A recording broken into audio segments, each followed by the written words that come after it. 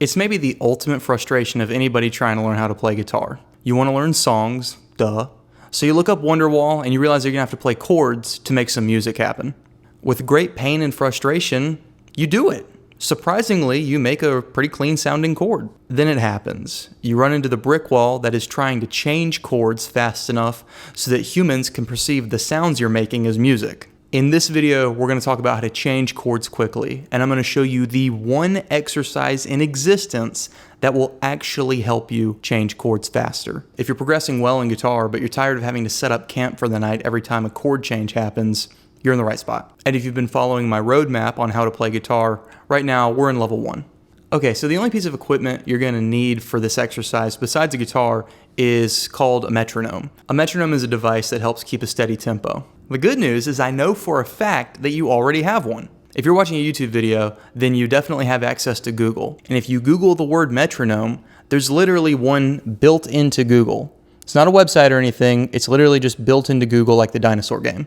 Okay, so to do the exercise, we start by picking 2 chords. Now ideally, these are any 2 chords that you're trying to learn to switch between, but it can be any 2 chords. The reason I say that is because when you're doing this exercise, you're really practicing 2 things. On the surface, you're practicing switching between chords, say C and G, for example, and that's important. But the other thing you're practicing is the raw skill of switching between chords, and that can be applied to any 2 chords. So don't be worried that it might take a long time to learn how to switch between 2 chords that you're struggling with right now. You will get faster at learning new chords and learning new changes. Okay, so you're going to start off with a slow tempo. Tempo is measured in beats per minute or BPM, and I'm using the Google metronome. I'm going to start off at 50 because that's pretty slow. And I want you to count it in 4. 1, 2, 3, 4.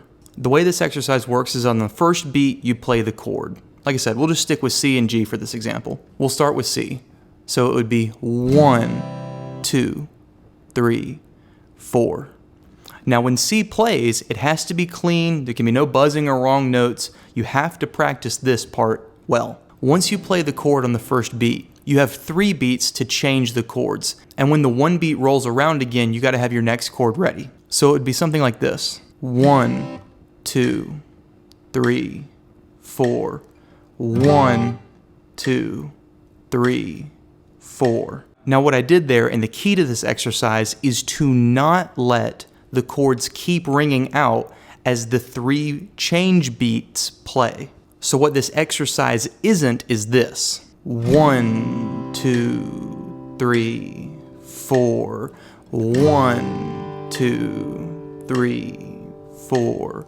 1, and so on. What this exercise is this. 1, now I'm changing, and I'm on 3. Here we go, 4, G, I'm changing, I'm getting my hand in position. Here we go, 1, 2, 3, changing, 4, changing, whatever I gotta do. Here we go, 1. That's the exercise.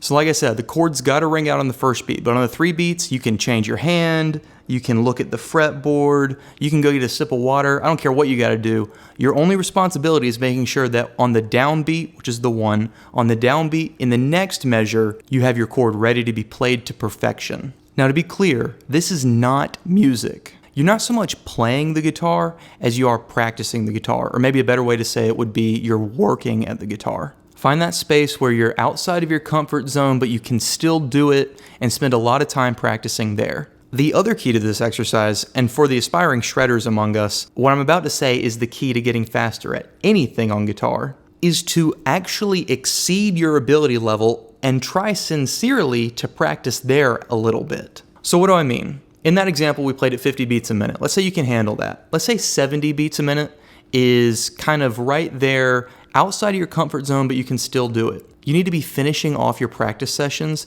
by playing at maybe like 75 beats a minute, maybe 80 beats a minute. It has to be a speed that you know full well you cannot play. Not by much, but you know you can't do it.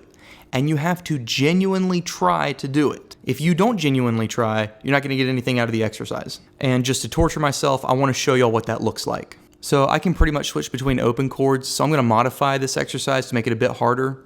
I'm gonna play this half diminished F sharp chord here and a C sharp major 7, because these are kind of harder chords for me to switch between really quickly.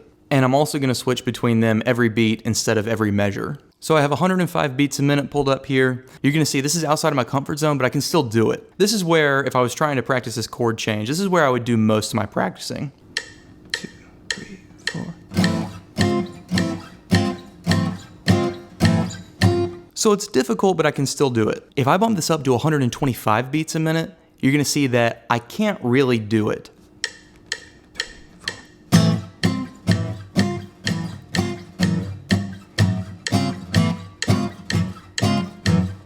I don't know if the microphone is picking this up, but the chords are not ringing out super clear. There's a bunch of muted notes. There's some buzzing going on. It's not super clean playing. But you see how I can almost do that? That's what you're going for.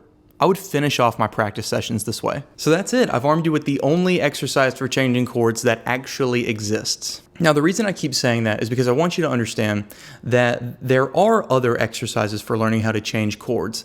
But really, they're all just diluted versions of what I just showed you. Some people look for little efficiencies in how you can move your hand. Some people just try to play songs they already want to play, just at like slow tempos. The exercise that I just showed you is that, just minus all the music. We extract the music, leaving only the effective exercise or the practice part of it. You can think of any chord changing exercise, and at its heart, it would involve what we just talked about. I bring that up not to tear down other guitar learning techniques or even to build up my own, but because I believe that the biggest hurdle that guitar players face when trying to learn to play is noise. A million different versions of the same exercise is noise.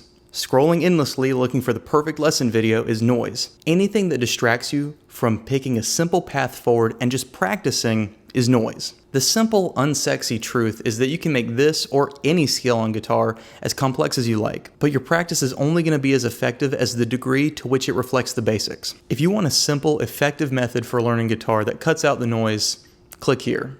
Thank you for watching. Okay, something I wanted to acknowledge in this video is we recently passed 1,000 subscribers, which is like beyond cool. When I left work on Friday, I had like 70 something, and now I have 1,000 and it's Sunday. So I am really thankful towards everybody. I wish I could convey more thanks than just saying thank you, because this is awesome. I wanted to mention that real quick because y'all are the best audience ever. Thank you.